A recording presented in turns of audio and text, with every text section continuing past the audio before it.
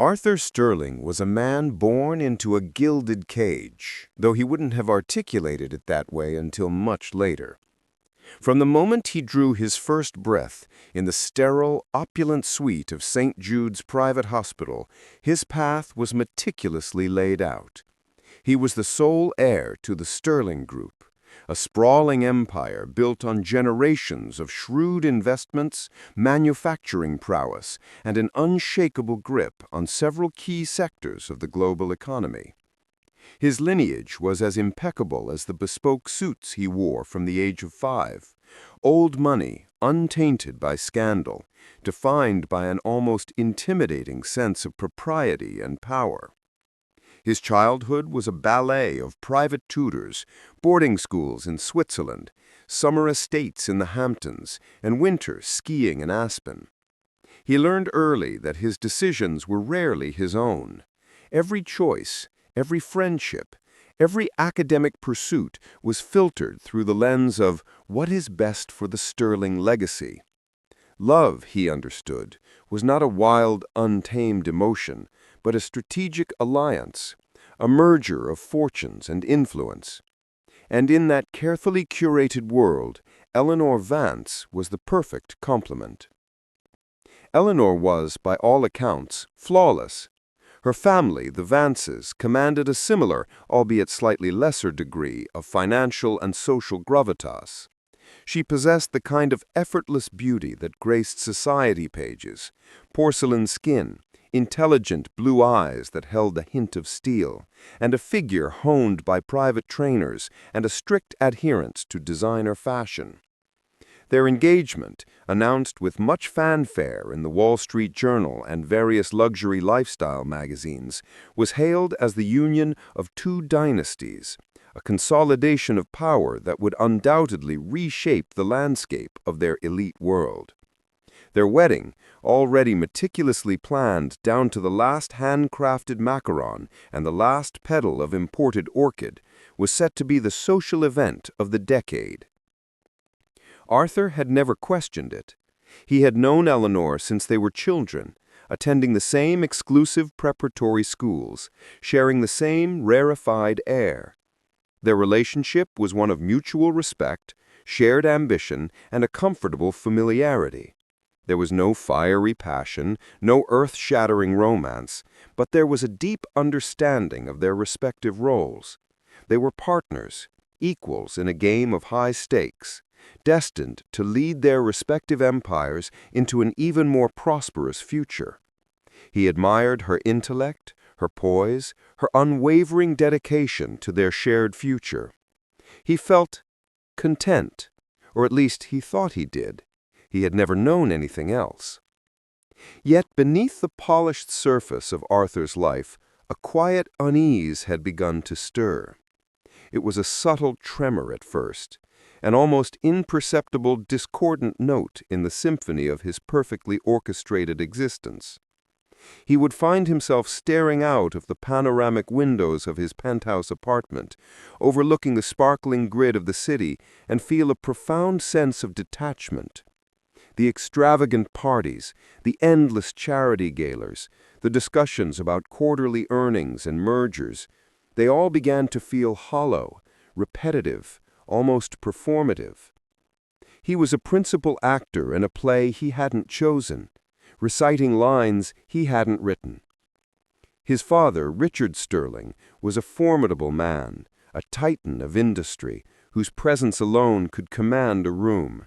He believed in discipline, in legacy, in the unwavering pursuit of power and wealth. He saw Arthur's growing introspection not as a sign of depth, but as a weakness, a dangerous deviation from the path. "A Sterling does not ponder the meaning of life, Arthur," he'd once barked, his voice like flint. "A Sterling shapes it." His mother, Evelyn, was equally adept at wielding influence, though with a velvet glove rather than an iron fist.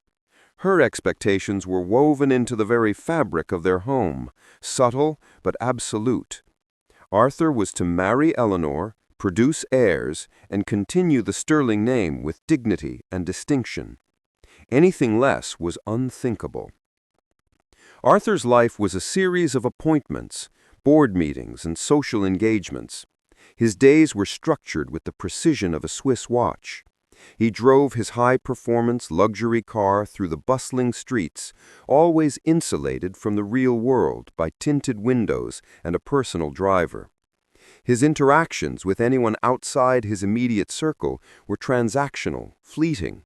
He lived in a bubble, an impenetrable sphere of privilege. And then, one ordinary Tuesday, the bubble began to crack. It was an uncharacteristically warm autumn day.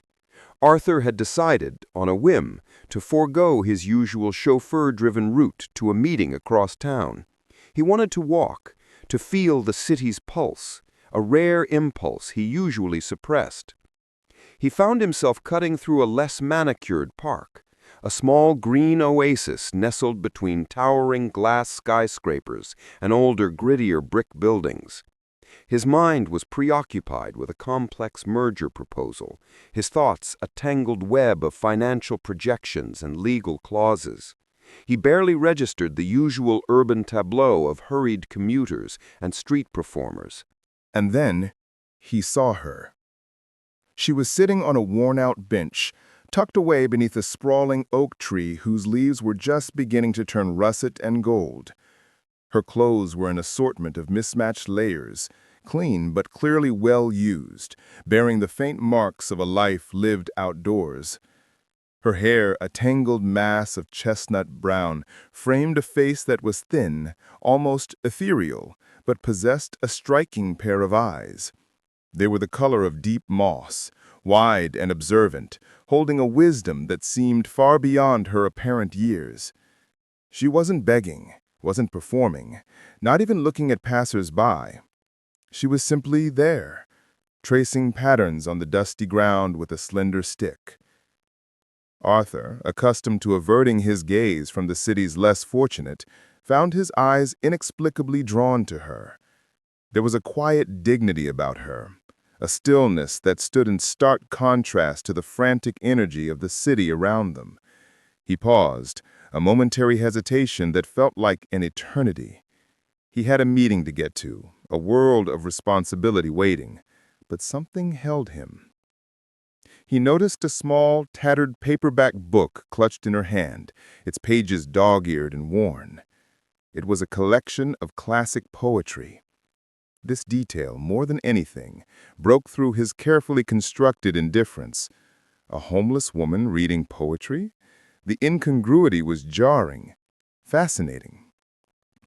He found himself walking towards her, a crisp $20 bill already pinched between his fingers, his standard impersonal gesture of charity.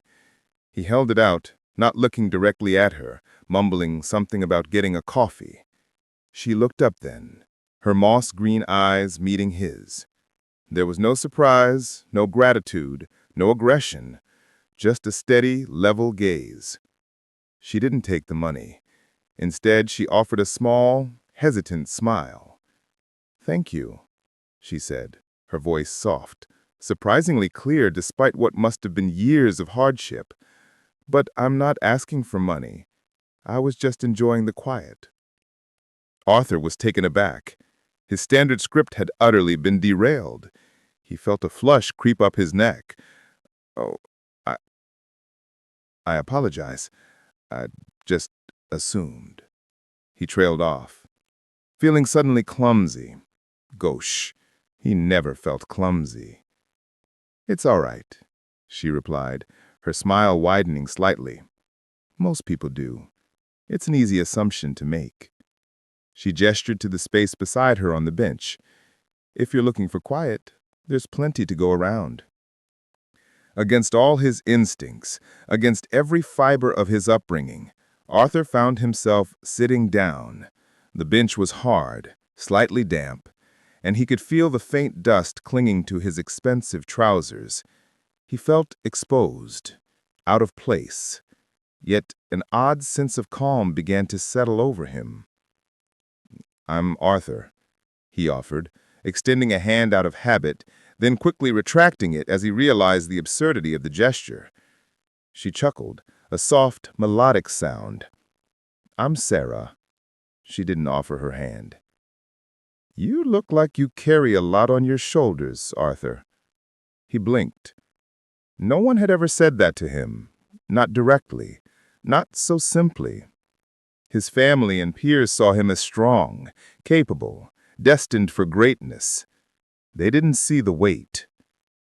Perhaps I do, he admitted, surprised by his own candor.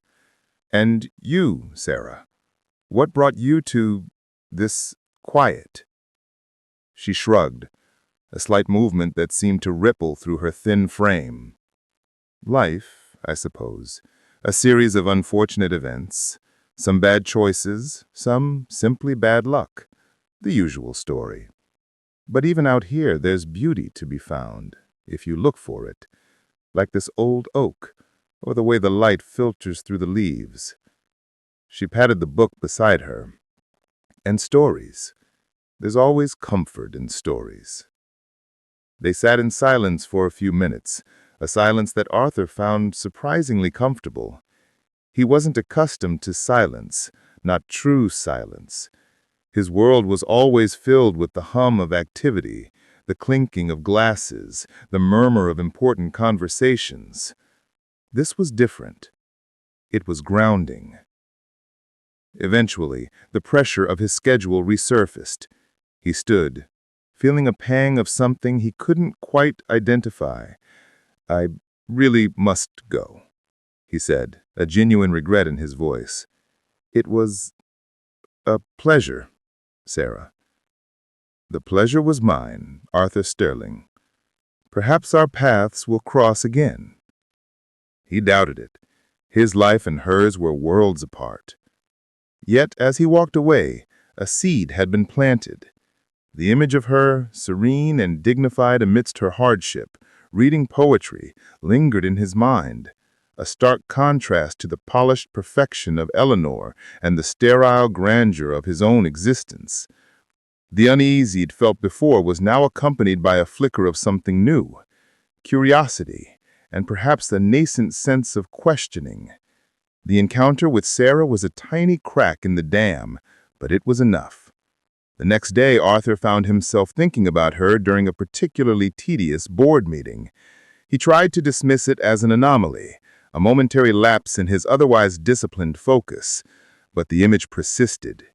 Her eyes, her quiet voice, the worn poetry book. It was an intrusion, a foreign element in his carefully constructed reality. That evening, over dinner with Eleanor at a Michelin-starred restaurant where the cutlery was silver and the conversations were about market trends, Arthur found himself unusually distracted. Eleanor, ever perceptive, noticed. "Darling, is everything all right? You seem a million miles away. Is it the Sterling-Vance merger discussions?" she asked, her voice perfectly modulated, a subtle note of concern in her tone. "No, no, darling," he replied, forcing a smile. "Just a lot on my mind, the usual pressures." He couldn't tell her about Sarah.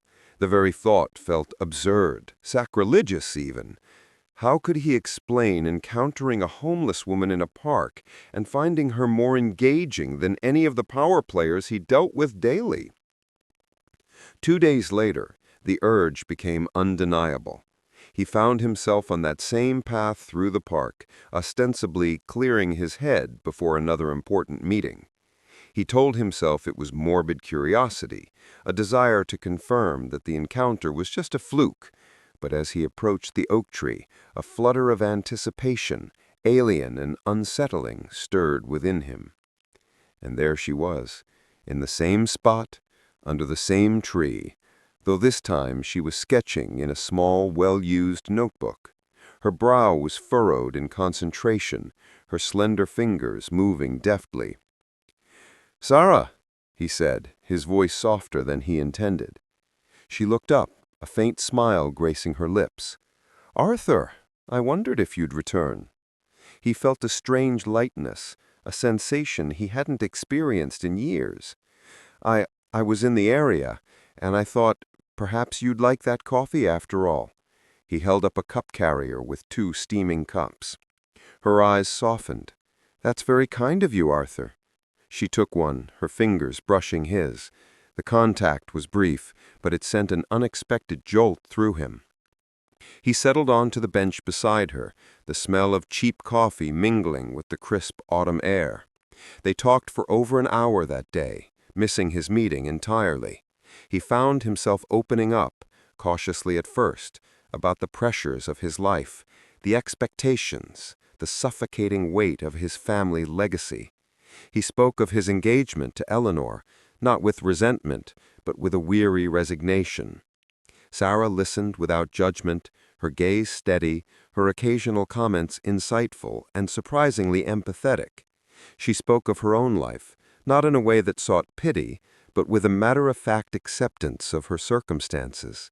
She had once been a promising art student, she revealed, but a series of misfortunes, a family illness, crippling debt, and a devastating apartment fire had led her to the streets. She didn't dwell on it, but she didn't hide from it either. "It's funny," she said, taking a sip of her coffee. "You have everything anyone could ever want, and yet you speak of feeling trapped. I have almost nothing, and often I feel a strange kind of freedom." Her words resonated deeply within Arthur. Freedom.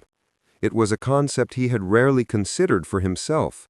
His freedom was always contingent, always bounded by duty and expectation. He left that day feeling a profound shift within him.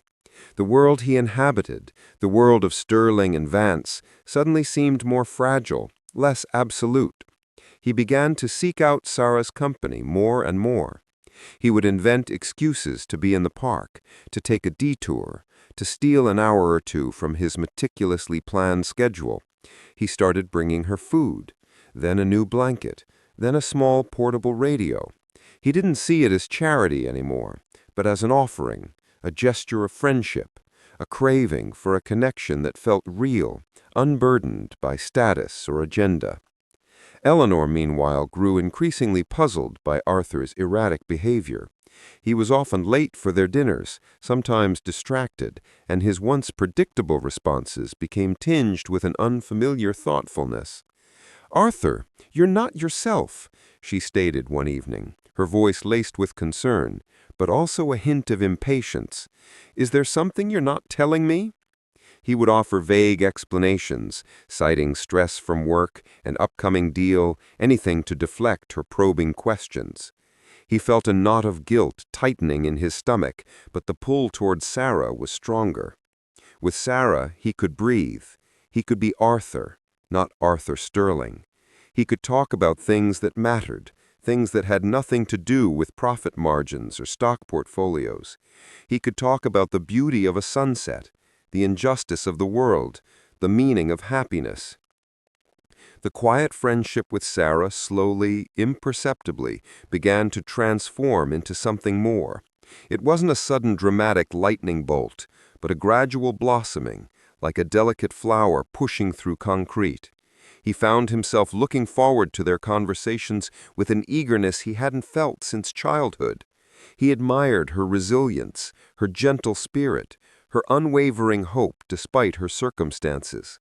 He saw her not as a homeless woman, but as Sarah, intelligent, kind, deeply human, and he found himself falling in love.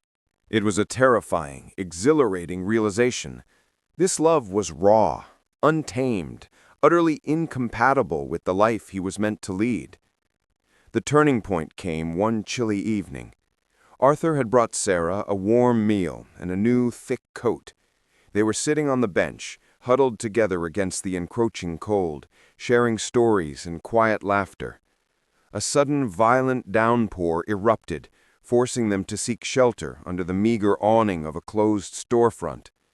They stood close, the rain drumming around them, the city lights blurring into streaks of color.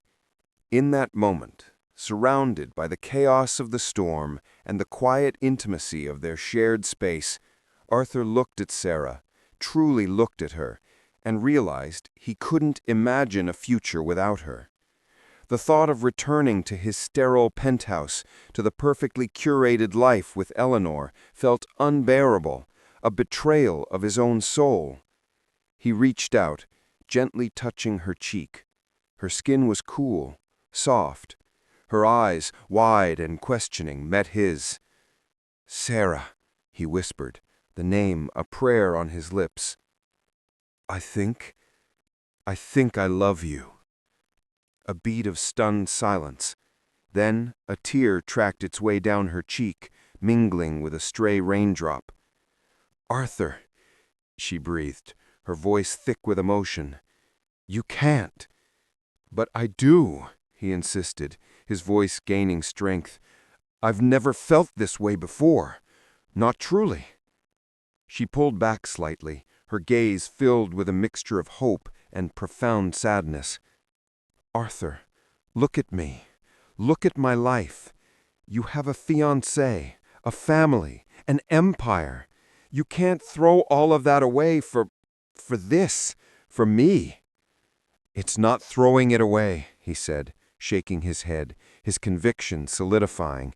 "It's choosing what truly matters. And you matter, Sarah, more than anything." The next few days were a blur of internal turmoil and high-stakes drama. Arthur knew what he had to do. He couldn't live a lie anymore. The gilded cage had become a prison, and Sarah was the key to his escape, even if it meant sacrificing everything. He scheduled a meeting with Eleanor. He chose a neutral location, a quiet cafe far from their usual haunts. Eleanor arrived, impeccably dressed, her usual composed demeanor firmly in place. She sensed the gravity of the situation, her blue eyes narrowing slightly as she studied his unusually pale face. "Arthur, what is it?" she asked, her voice calm, but with an underlying current of apprehension. I took a deep breath. "Eleanor, I can't marry you." The words hung in the air, heavy, final. Eleanor's composure shattered just for a fleeting moment. Her eyes widened, a flicker of raw hurt passing through them before she quickly regained control. "What are you talking about, Arthur? Is this some kind of joke?" "No," he said, her voice firm, though his hands trembled slightly beneath the table. "It's not. I'm deeply sorry, Eleanor. You deserve better than a man who isn't fully committed." "Committed?" she scoffed, a bitter laugh escaping her lips. "We've been committed for years, Arthur. Our lives are intertwined, our families, our futures. What could possibly have happened?" Her voice rose slightly, drawing a few discreet glances from other patrons. "I've met someone else," he admitted, the words feeling inadequate, almost childish for the magnitude of the situation. "Someone else? Who? Is she from one of the other families? A business rival trying to poach you?" Her mind, trained in the cutthroat world of corporate strategy, immediately jumped to the most logical, self-serving conclusions within her sphere. "No," Arthur said, shaking his head. She's not. She's different." "Different how, Arthur?" Eleanor pressed, her voice now laced with a dangerous edge. "Is she a model, an actress, someone you think will bring a new kind of excitement to your life before you realize she's entirely unsuitable?" "She's a good person, Eleanor," he said, his voice quiet but resolute. "She makes me feel alive in a way I haven't felt before. She makes me want to be a better man." Eleanor's eyes narrowed to slits. "A good person, Arthur. You're talking like a naive college student, not the CEO in waiting of the Sterling Group. Are you having some kind of existential crisis, a midlife crisis at 30? Because I assure you, whatever fleeting infatuation you're experiencing, it will pass, and you will regret throwing away everything we've built." Her voice was cold, rational, almost clinical in its assessment. "Who is she, Arthur? Tell me." He hesitated, knowing the words would unleash a storm of unimaginable fury, but he had to be honest. She's homeless, Eleanor." The silence that followed was deafening. Eleanor's face went from disbelief to utter horror, then to a chilling, furious rage. Her knuckles whitened as she gripped the table. "Homeless," she finally spat out, the word dripping with venom and contempt. "You're breaking off our engagement, the engagement of the century, for a homeless woman? Are you mad, Arthur? Have you completely lost your mind?" "I know it sounds impossible," he said, trying to appeal to some vestige of understanding in her. "But it's real, Eleanor. My feelings are real." "Your feelings are a delusion," she shrieked, no longer caring about appearances. "You are humiliating me. You are humiliating our families. This is not some romantic comedy, Arthur. This is our lives, our legacies." She stood abruptly, knocking her chair back with a loud clatter. "You will regret this, Arthur Sterling. You will regret this more than anything you have ever done." With that, she stormed out of the cafe, leaving Arthur alone amidst the stares of curious patrons and the ruins of his former life. The news spread like wildfire through their elite circles. The Sterling Vance engagement, inexplicably called off, became the scandalous whisper of every high society cocktail party. Rumors, wild and varied, circulated, but none were as shocking as the truth. It wasn't long before the truth reached Richard and Evelyn Sterling. Arthur received an urgent summons to his father's study, a room he had always associated with stern pronouncements and life-altering decisions.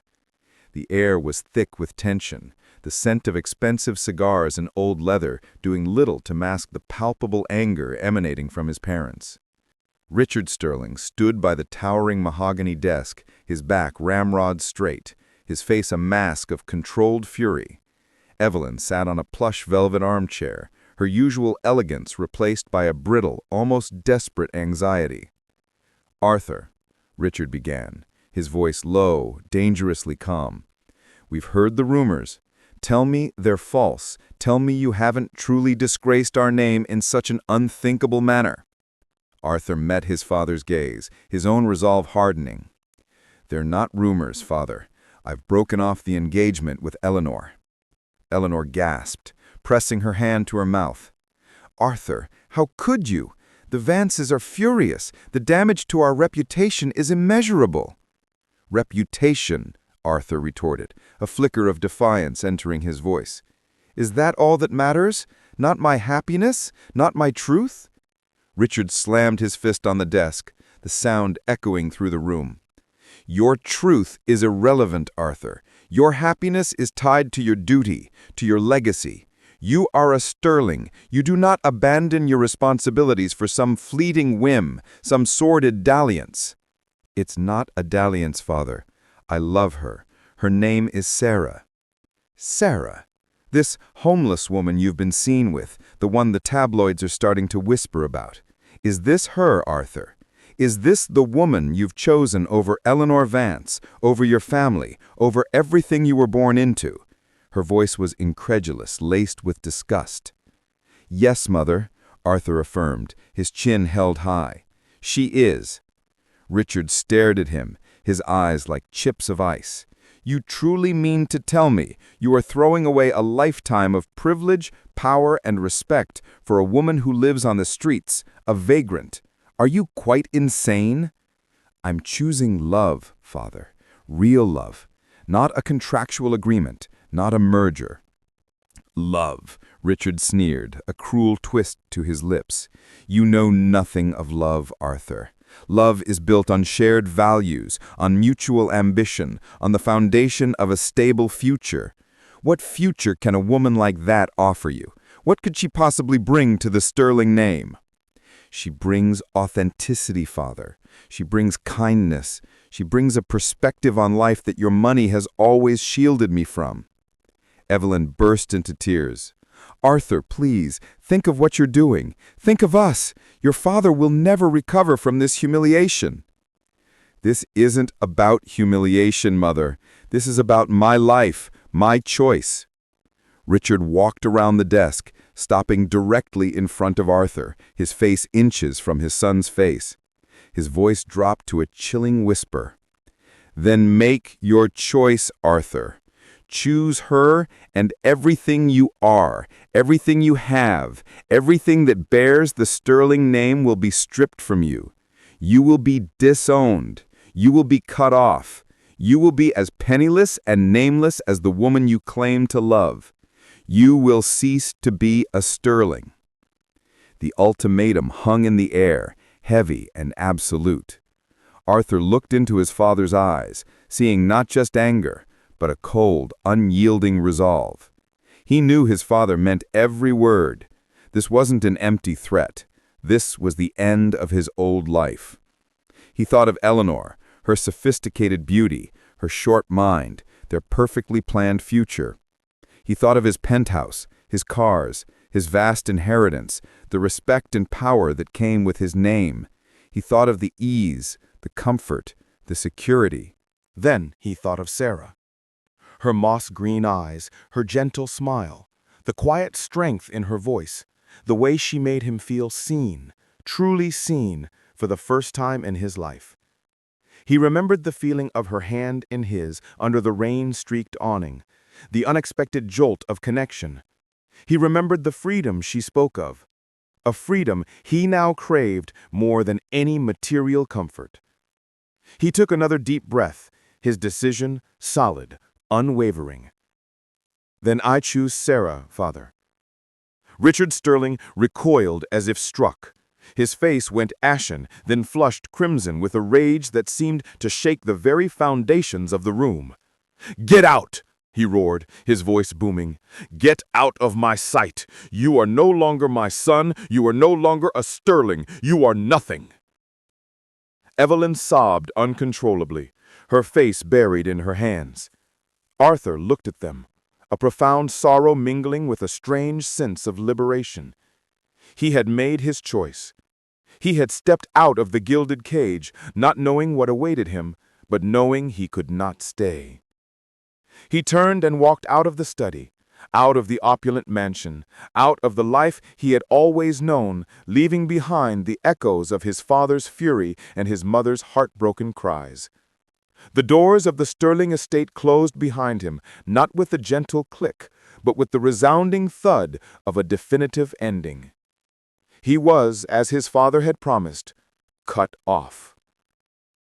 The immediate aftermath was a dizzying descent into a world Arthur knew nothing about. The gilded cage, for all its suffocating pressure, had also been a fortress protecting him from the harsh realities of life. Now he was utterly exposed. His credit cards, all linked to Sterling accounts, were immediately frozen. His personal account, which had always seemed bottomless, were emptied. His access to the family's vast network of resources, from legal counsel to private security, vanished overnight. He was truly alone, with nothing but the clothes on his back and a small wallet containing a few $100s he had withdrawn from an ATM just hours before the axe fell. His first thought was of Sarah.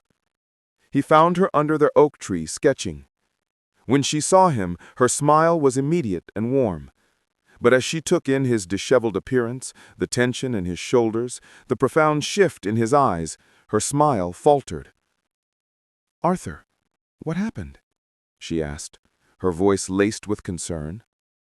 He sat beside her, the story tumbling out in a rush, the confrontation with Eleanor, the brutal ultimatum from his father, the final, irrevocable severing of ties. He expected shock, perhaps even fear from her. What he saw was a quiet understanding, a deep sadness for his loss, but also an unwavering acceptance. "Oh, Arthur," she whispered, taking his hand, her touch surprisingly comforting. "I told you it would come to this. I never wanted you to lose everything for me." "I didn't lose everything, Sarah," he said, looking into her eyes. "I lost what they defined as everything. What I gained is you, and my freedom." The words felt true, even as a cold dread of the unknown gnawed at him.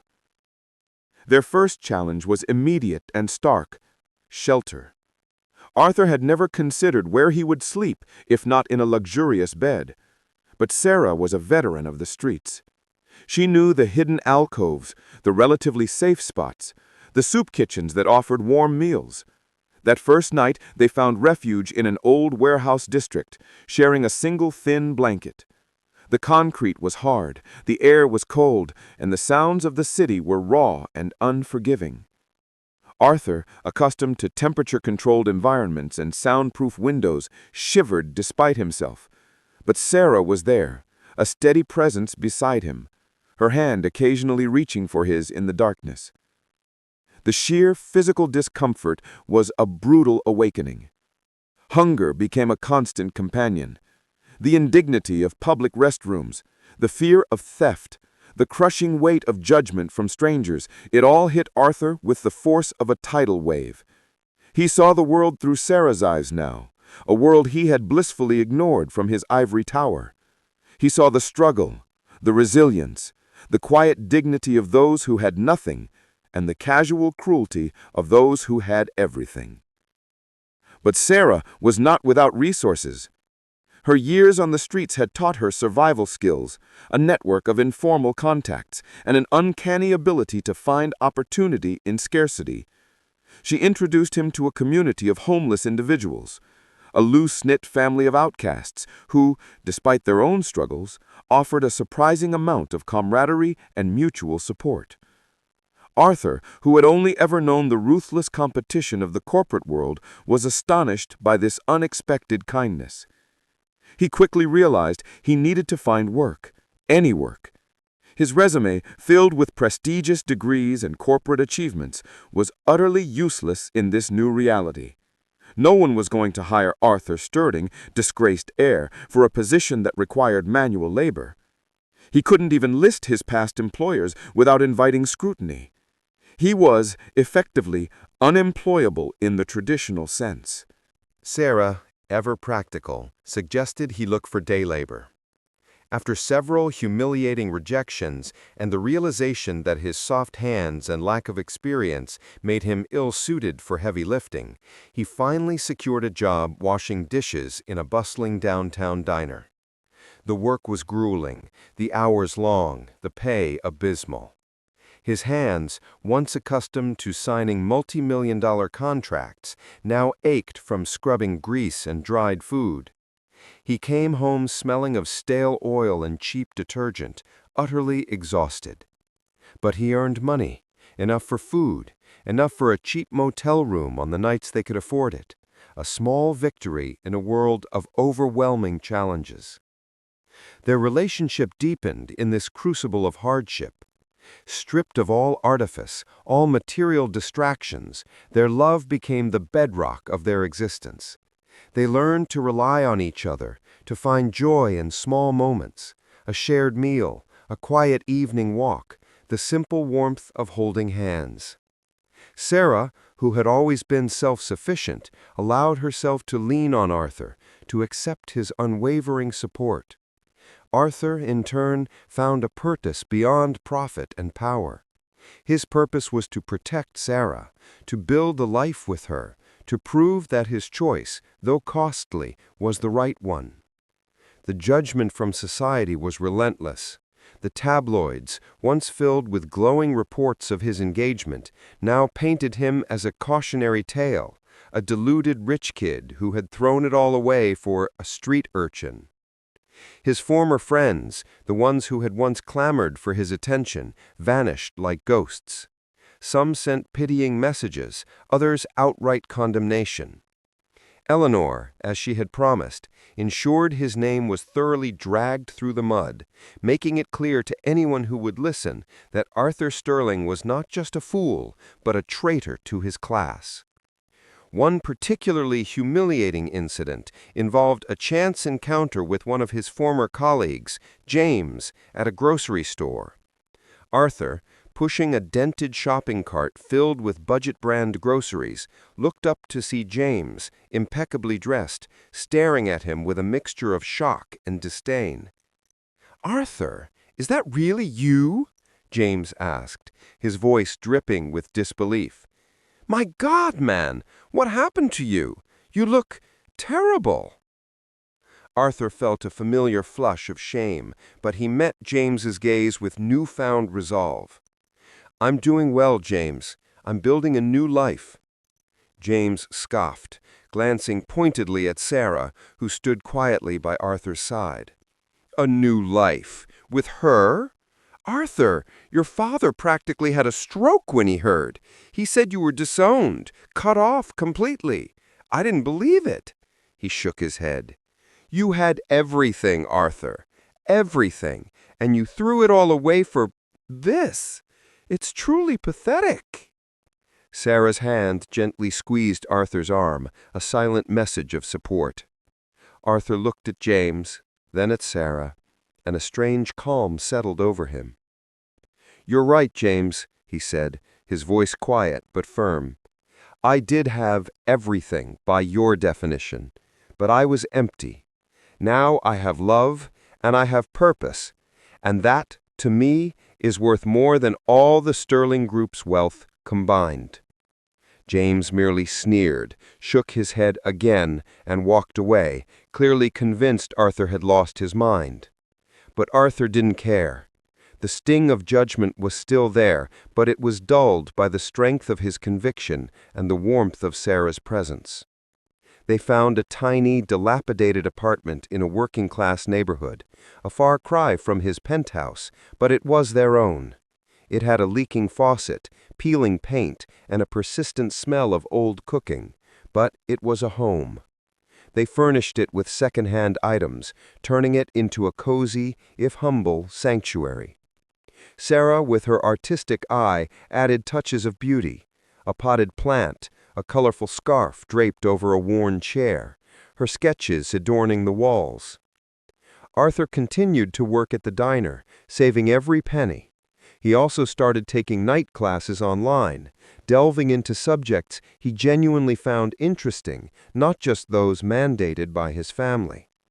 Sarah, encouraged by Arthur, began to pursue her art again, selling small sketches and paintings at local markets, slowly building a reputation for her unique talent.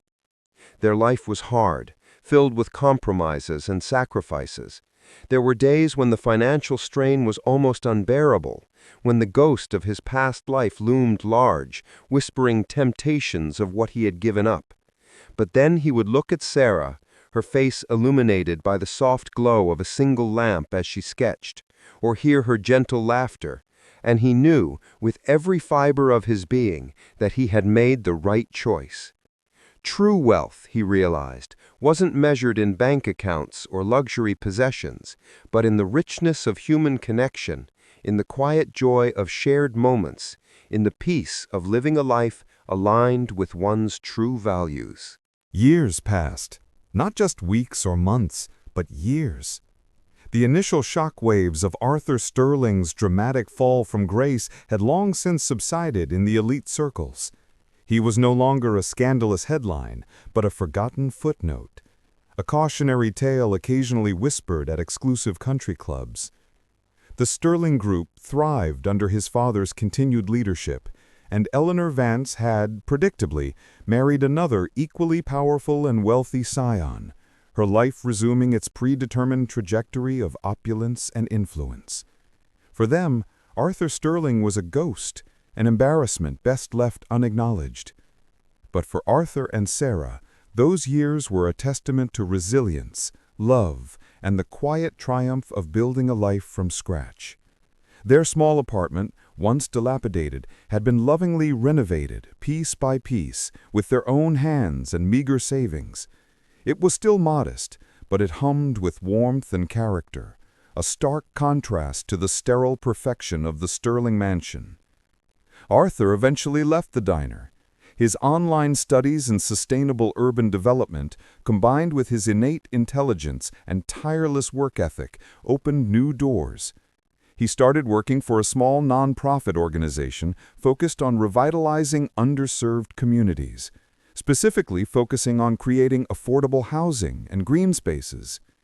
His past experience in corporate strategy ironically proved invaluable, allowing him to navigate complex bureaucratic systems and secure funding that had previously eluded the organization. He wasn't earning a fortune, but he was earning enough. And more importantly, he was doing work that felt meaningful, impactful, work that truly contributed to the betterment of society, rather than just the bottom line of a corporation. He found immense satisfaction in seeing tangible results, in helping people directly, in seeing communities flourish. Sarah's art career blossomed. Her raw talent, honed by years of quiet observation and a unique perspective forged by hardship, found an appreciative audience. Her sketches and paintings, often depicting the overlooked beauty of urban landscapes and the quiet dignity of ordinary people, began to gain recognition. She held small exhibitions in local galleries, and her work, initially sold for pocket change, now commanded respectable prices. They were still far from wealthy by sterling standards, but they were comfortable, secure, and self-sufficient. They got married in a small, intimate ceremony at the same park where they first met, under the sprawling oak tree that had witnessed the beginning of their extraordinary journey. There were no society pages, no lavish reception, no designer gowns. Sarah wore a simple, elegant dress she had made herself, and Arthur a well-tailored suit he had saved for months to buy. Their guests were a handful of Sarah's friends from the street community who had found their own paths to stability, Arthur's colleagues from the nonprofit, and a few kind neighbors. It was a celebration of love, not status, and it was, to them, the most perfect day imaginable. Children followed. A boy named Liam, with Arthur's thoughtful gaze and Sarah's artistic spirit, and a girl named Chloe, bright, vivacious, and utterly fearless. Their home was filled with laughter, the smell of Sarah's paints, and the gentle chaos of family life. Arthur would often come home from work, tired but fulfilled, to the sight of his children playing, Sarah sketching nearby, and the simple, profound realization that this was his true wealth. He occasionally saw glimpses of his old world, usually in newspapers or on television. His father, Richard Sterling, still a formidable figure, now looked older, more burdened, his face etched with the relentless pressures of maintaining an empire. Evelyn, his mother, appeared frail, her eyes holding a sadness that Arthur suspected had never truly left her. He wondered if they ever thought of him, if they ever regretted their decision, if they ever questioned the price of their legacy. He knew they wouldn't, not openly. Their world was too rigid, too bound by its own rules and definitions of success. Eleanor, too, made headlines. Her husband's empire expanded, their social standing solidified.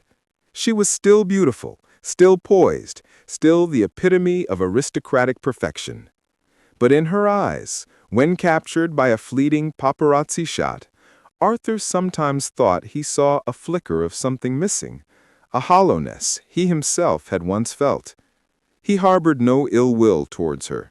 Their paths were simply destined to diverge, their definitions of happiness irreconcilably different. Arthur never sought to reconnect with his family. The cut had been clean, brutal, and ultimately necessary. He understood their perspective, their unwavering belief in their way of life, their inability to comprehend a choice so radically different from their own. He bore them no malice, only a quiet understanding that they had made their own choice, just as he had made his. The greatest lesson he learned was not about money or power or social standing. It was about authenticity. It was about choosing a life that resonated with his soul, even if it meant defying every expectation, sacrificing every comfort. He had traded a life of predefined grandeur for a life of self-made joy, of genuine connection, of quiet purpose. One evening, as he watched Liam and Chloe chase fireflies in their small backyard, Sarah joined him on the porch swing, resting her head on his shoulder. "You know," she said softly, "sometimes I still think about that day when you chose me, when you chose this." She gestured to their simple home, their bustling life. Arthur wrapped an arm around her, pulling her closer.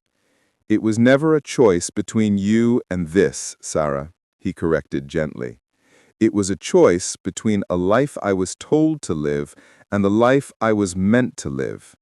And I wouldn't trade a single moment of this for all the sterling wealth in the world. This, he said, looking at his family, at his home, and the woman he loved, this is my true inheritance. He had been disowned, cut off, stripped of his name and fortune. But in losing everything, Arthur Sterling had found something infinitely more valuable: himself, his truth, and a love that transcended all boundaries of class and expectation. He had traded gold for genuine human connection, a mansion for a home filled with laughter, and a legacy of power for a life of purpose. And in that exchange, he had discovered a wealth far greater than any financial empire could ever bestow. He had found peace. He had found happiness.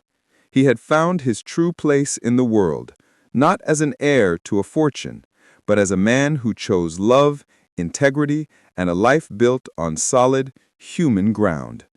His story, once a scandal, became a quiet testament to the enduring power of the heart to redefine what it truly means to be rich.